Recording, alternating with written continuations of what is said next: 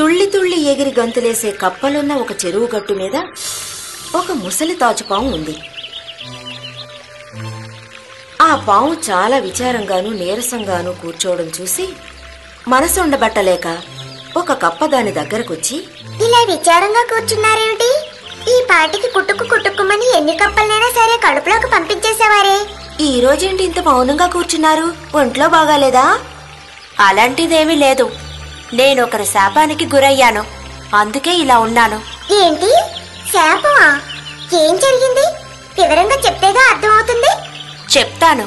2 రోజుల క్రితం ఒక కప్పని తరువుకుంటూ వెళ్లాను. అది గెంతుతూ వెళ్లి పూజారుల మధ్యలో పడింది. తిరిగి వస్తుందని చాలాసేపు ఎదురుచూశాను, రానే లేదు. ఆ కోపంతో అక్కడ ఉన్న పూజారి కొడుకుని కాటేశాను. ఆ కుర్రాడు చనిపోయాడు. వెంటనే ఆ పూజారి నన్ను శపించాడు. ఏమని? వదలవుగా, కప్పల్ని పట్టుకుని తినే నువ్వు ఇకపై ఆ కప్పల్నే నీ వీపు మీద ఎక్కించుకుని మొయ్యాలి. ఆ కప్పలు పెట్టే ఆహారాన్నే నువ్వు తినాలి అని పూజారి శపించాడు. అదే విషయం.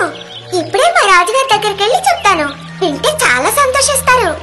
సరే సరే, త్వరగా వెళ్లి ఇద్దరిని పిలుచుకురా. ఈ రోజు నా వీపు మీద ఎంతవరకు ఎవరిని మొయ్యలేదు. కప్ప చాలా ఆనందంగా చెరువులోకి దూకింది. అమ్మయ్యా, ఈ కప్పకి మాయమాటలు చెప్పి నమ్మించేలోపు తల ప్రాణం తోక్కొచ్చింది. నన్ను చూస్తేనే భయపడి పారిపోయే కప్ప నా పక్కన కూర్చుని నన్నే ప్రశ్నిస్తోంది. అంతా నా తలరాత. పాము తన మనసులో గొణుక్కుంది.